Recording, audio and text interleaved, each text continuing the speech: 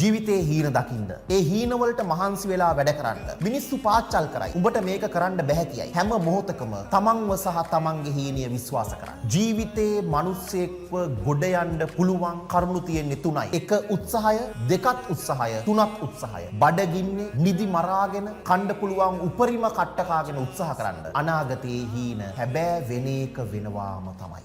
මුළු ගමේ මාගනුන්